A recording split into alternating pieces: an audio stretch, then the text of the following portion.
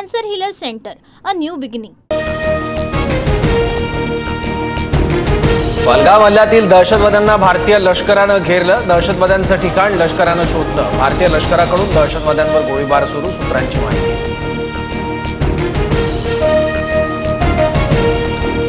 पहलगाम हल्ला प्रकरणी झिपलाईन ऑपरेटरला एनआयएनं ताब्यात घेतलं. व्हिडिओमध्ये दिसणाऱ्या झिपलाईन ऑपरेटरची एनआयए चौकशी करणार. झिपलाईन ऑपरेटरसोबत सेल्फी व्हिडिओ काढणाऱ्याचीही चौकशी होणार.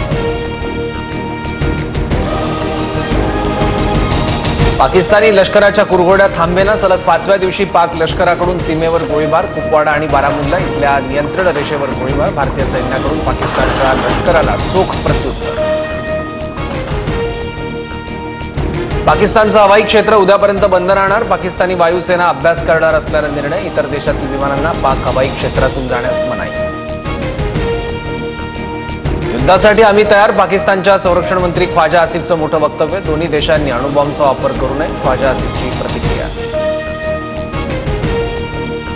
संयुक्त राष्ट्रसंघात भारताकडून पाकच्या संरक्षण मंत्र्यांच्या मुलाखतीचा उल्लेख. संयुक्त राष्ट्रसंघात भारताच्या योजना पटेल यांच्याकडून पाकिस्तानची पोलखोल.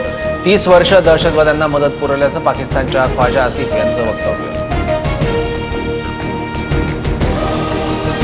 पाकिस्तानला शस्त्र पुरवल्याचे दावे तुर्की सरकारनं फेटाळले. इंधन भरण्याच्या उद्देशानंच विमानं पाकिस्तानमध्ये उतरलं. पाकला मदत पुरवल्याच्या बातम्यांवर तुर्की सरकारचं स्पष्टीकरण.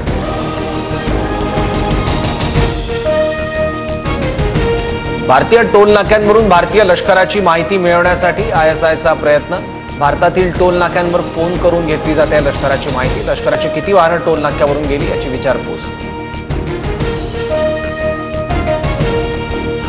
केंद्रीय मंत्रिमंडळाची आज महत्त्वाची बैठक. पहलगाम हल्ल्यानंतर केंद्रीय मंत्रिमंडळाच्या बैठकीला महत्त्व. पंतप्रधान मोदी आणि अमित शहांच्या उपस्थितीत बैठक होणार.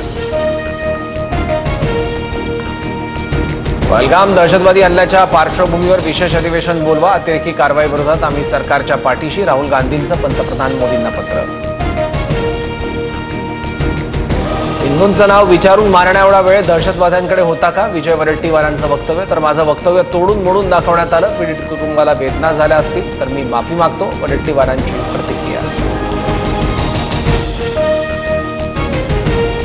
ठाकरेंच्या शिवसेनेचे चंद्रहार पाटील शिंदेंच्या शिवसेनेच्या वाटेवर असल्याची चर्चा. चंद्रहार पाटील यांनी श्रीकांत शिंदे, धैर्यशील मानेंची भेट घेतली. सूत्रांची माहिती.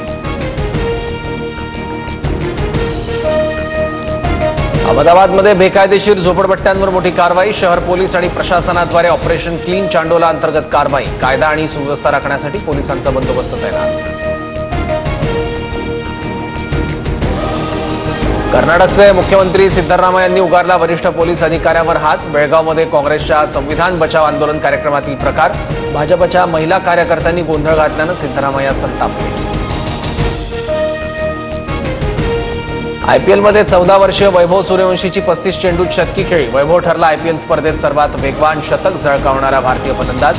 राजस्थानकडून गुजरातचा 8 विकेट्सनी पराभव. Cancer Healer Center, a new beginning.